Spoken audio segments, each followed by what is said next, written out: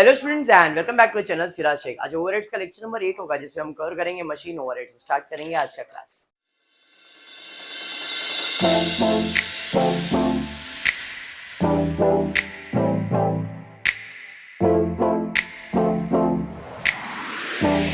Start करेंगे। The previous class मैंने machine overheads के बारे में आपको एक्सप्लेन किया था। कितने कॉस्ट होते हैं इसमें? दो।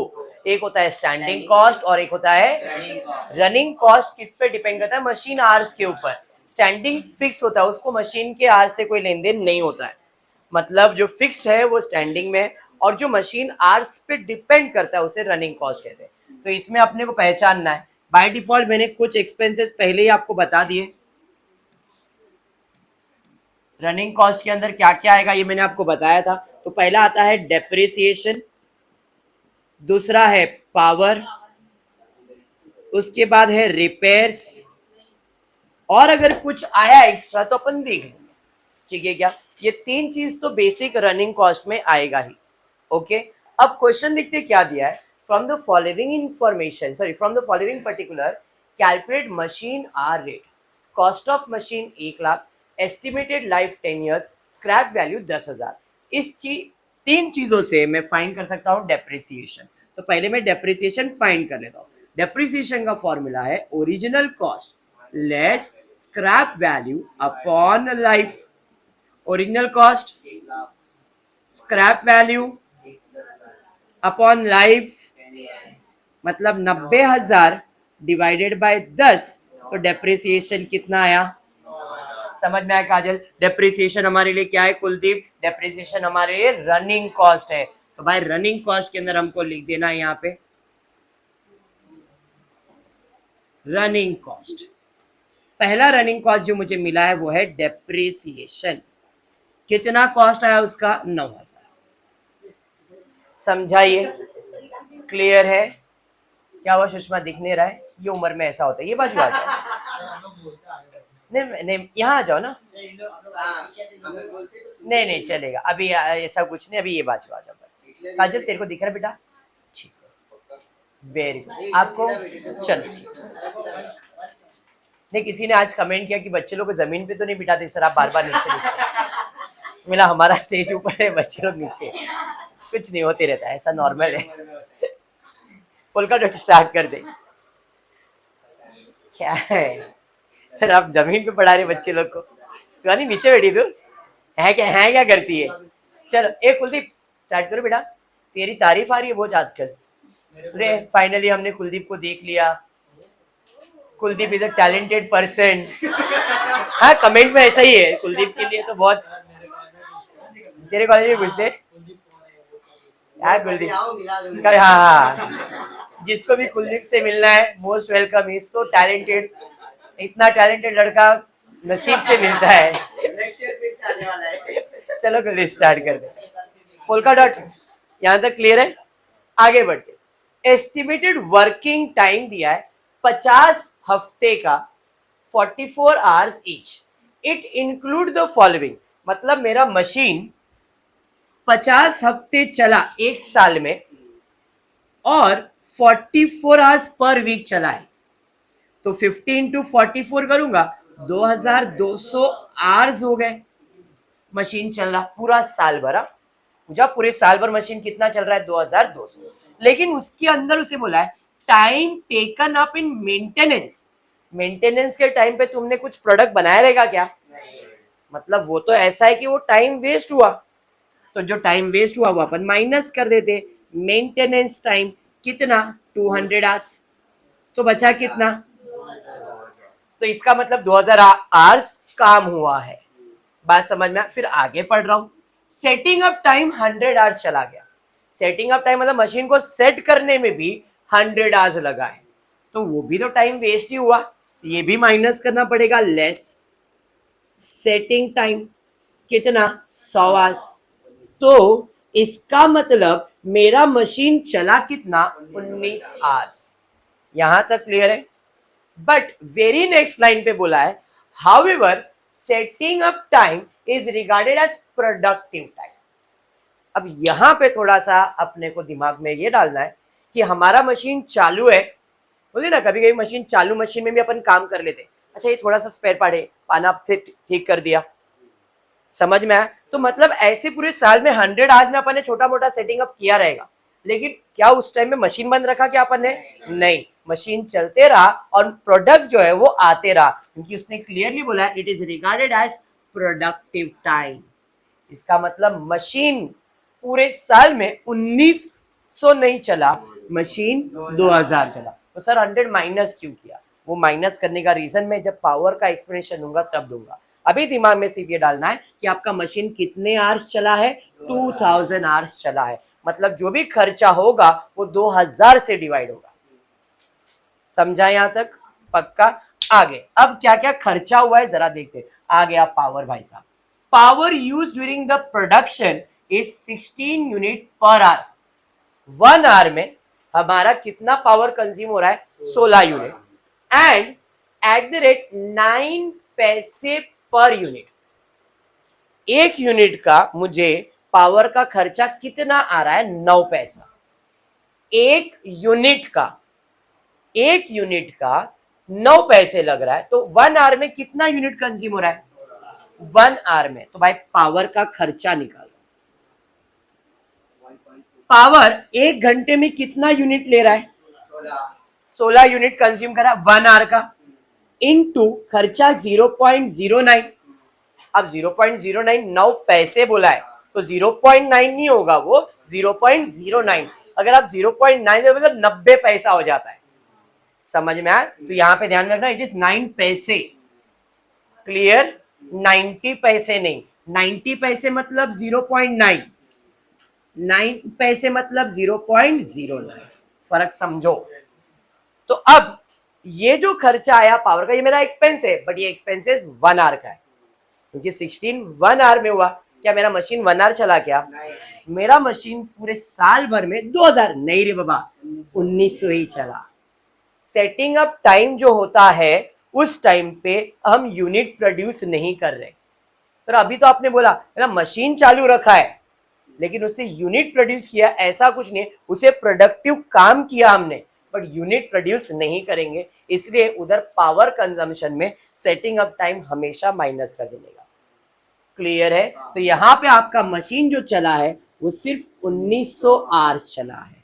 तो इससे आप मल्टीप्लाई करके क्या फाइंड कर सकते हो? पावर का खर्चा, जो कि आपको हर सम में नहीं दिया जाएगा, हमको ही फाइंड करना है। तो 16 इंटू 0.09 इंटू 1900 कितना?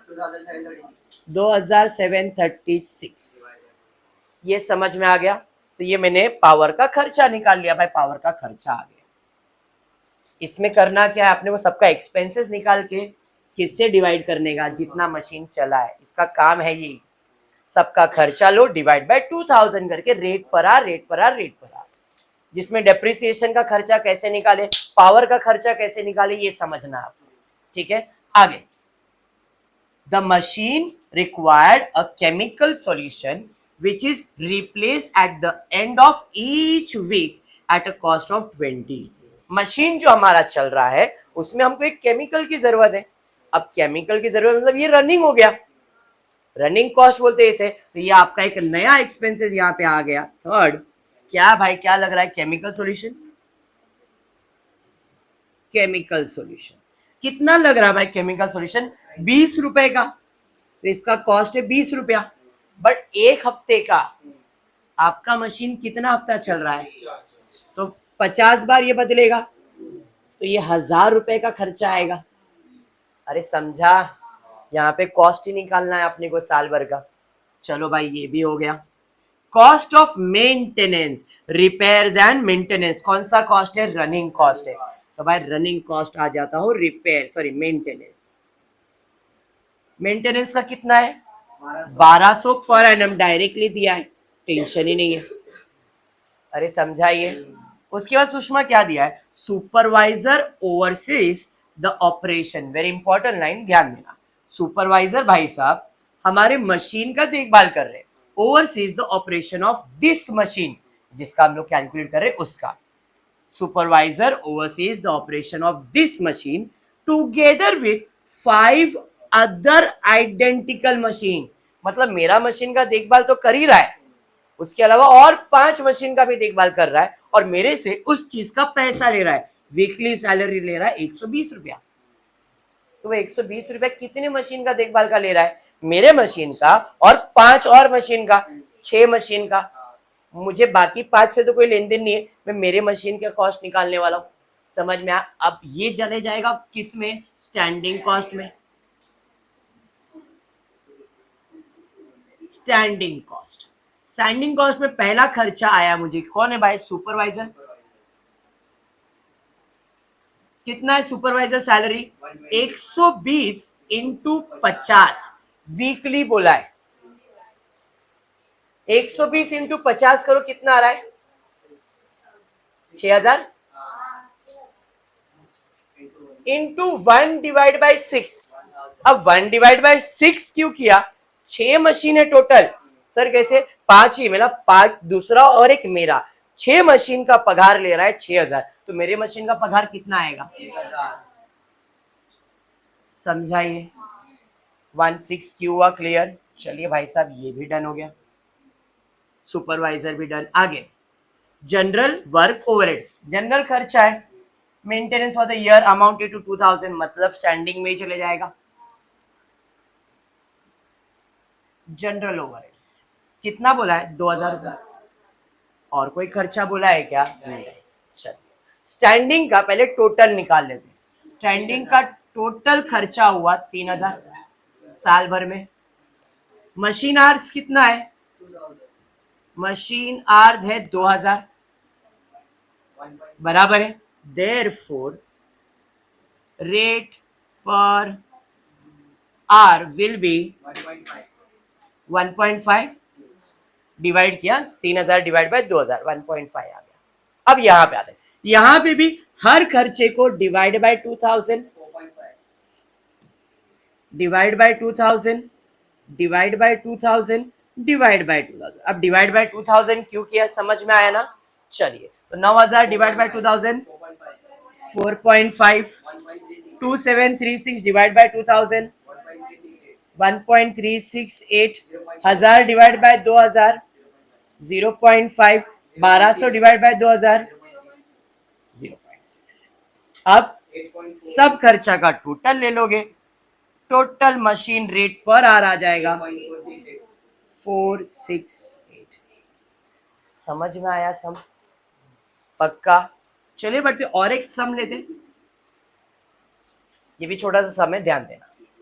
From the following data of textile factory machine room, compute an hourly machine rate, assuming that machine room will work on 90% capacity throughout the year and that a breakdown of 10% is reasonable.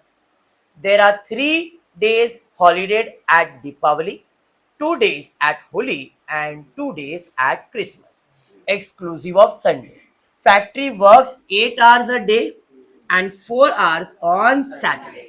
Number of machine में बोला है, ऐसा machine कितना है अपने पास? 40 machine है। इस line का क्या करना है फुर्सत से बताता हूं। पहले ये एक्सपेंसेस जो दिया इसको लिख लेता हूं। पावर, पावर कहां जाएगा? क्या बात है, तो रनिंग में पहले पावर का खर्चा लिख लेता हूं। रनिंग कॉस्ट, रनिंग कॉस्ट में सबसे पहला पावर, इधर सबसे सिंपल दिया है, सब एक्सपेंसेस दिया गया है, सोचना भी नहीं है। तो पावर का खर्चा कितना है? 3,12,000। डिवाइड किससे करना है ये अब तक तो मालूम नहीं। आगे लाइट कहां जाएगा? स्टैंडिंग में। स्टैंडिंग चार्जेस, लाइट बिल ये सब फिक्स होता है ना, तो भाई लाइट कितना? 64,000। उसके बाद सैलरी टू फोरमैन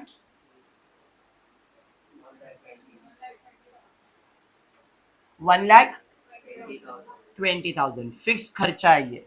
फिर लुब्रिकेंट ऑयल, ऑयल तो मशीन में लगेगा, जितना यूज उतना ही, तो रनिंग में आ जाएगा। ऑयल का खर्चा कितना है भाई? 6,600। उसके बाद repairs to the machine repairing कितना? 44,600। 44,600। उसके बाद डेप्रिसिएशन कितना है? 78,560। खत्म। अपने को खाली अभी वर्किंग आवर्स ढूंढना है। चलिए, साल भर का मशीन कितने आवर्स चला ये फाइंड करना है। तो एक साल में होते 365 दिन।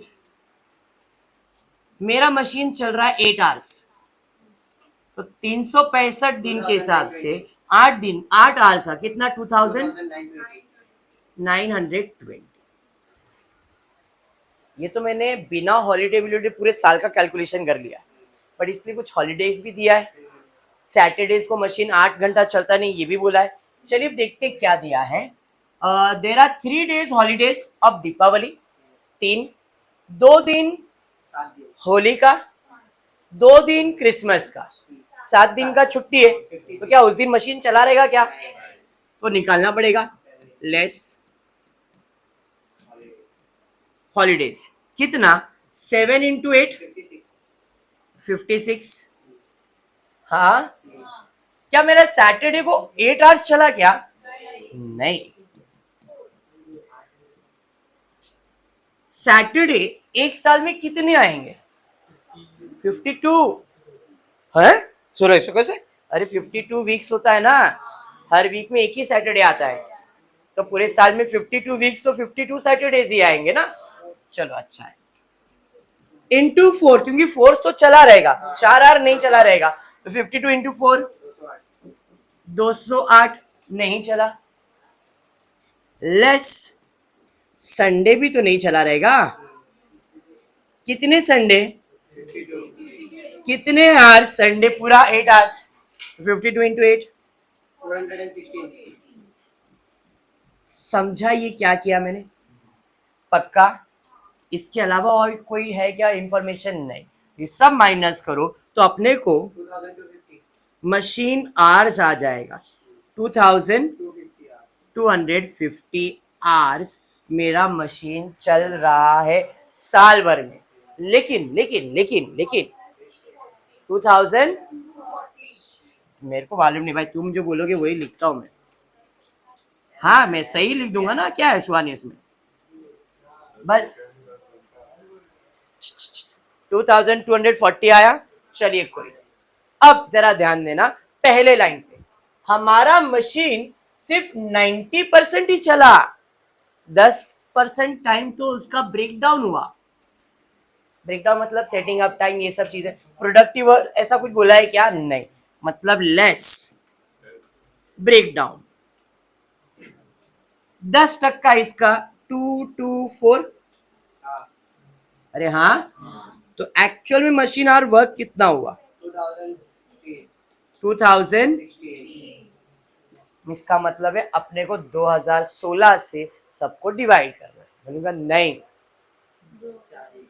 हमारे पास 40 मशीनें सेम नेचर के, तो हर मशीन इतना ही चला रहेगा। Numbers of machine each of same type, तो सब में ऐसा ही चला है। इसका मतलब 2016 इंटू 40 करो, कितना आ रहा है? 80,000। हमारा जो एक्सपेंसेस है ये 40 मशीन का है, और हमको 40 मशीन के वर्क आवर से डिवाइड करना है। बस इस सम का यही पॉइंट था इम्पोर्टेंट, ये कैलकुलेशन। ओके चलिए, अब ये मिल गया है। इसका टोटल ले लेता हूं पहले मैं। इसका टोटल आपको आएगा 1,84,000। मशीन आवर्स कितना आएगा? 80,640। Therefore rate 2.28। ठीक है, अन्य कोई नहीं चलेगा। यहाँ पे divided by 8640, divided by 8640, divide by 8640, divide by 8640। हाँ 3.86, 0.008 इधर 0.1793। 0.1793, 0.97. 0.97 सबको प्लस कर लो